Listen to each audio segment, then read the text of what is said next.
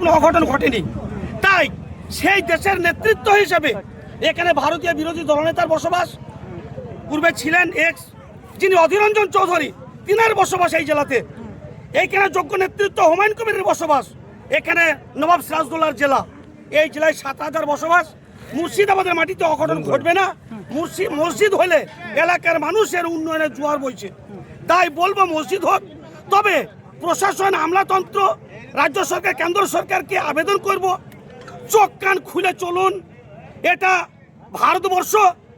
এই ভারতবর্ষের মাটিতে যদি কাউকে বলে গদ্দান কাটবো, তাকে অ্যারেস্ট করা হয় না।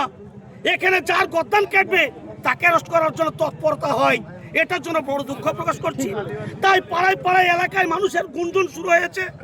না জানি একই অঘটন। যিনি বললেন হুমায়ুন কবিরের মাথা কাটবো, তিনার কোনো অ্যাকশন হলো না। আর হুমায়ুন কবিরকে অ্যারেস্ট করার জন্য তৎপর সরকার। বাবা, এ কি? এটা কোন রাজ্যে বাস করছে আমরা? কোন দেশে বাস করছে আমরা? এই নিয়ে মানুষ খুব তৎপর। পাড়ায় পাড়ায় আলোচনা চলছে, গ্রামে গঞ্জে আলোচনা চলছে। তাই আমি আমলাতন্ত্রকে বলবো, আমরা রাজ্য সরকারকে বলবো, কেন্দ্র সরকারকে বলবো, নিরপেক্ষ দৃষ্টিভঙ্গিতে আমরা সজাগ, চোখ কান খুলে চলি। সার্বিক উন্নয়নের স্বার্থে, দেশের স্বার্থে আমরা চলি। আমরা নিরপেক্ষ দৃষ্টিভঙ্গিতে জাতি, ধর্ম, বর্ণ নির্বিশেষে, দল বল নির্বিশেষে আমরা আগামী দিন 12টার সময় বাবরি মসজিদ শিলান্যাস হবে। সমস্ত মানুষকে আহ্বান জানাবো, সুস্থ থাকুন, ভালো থাকুন সকলে। কোনো মানুষের যাতে রাস্তাঘাটে চলতে ফিরতে অসুবিধা না হয়।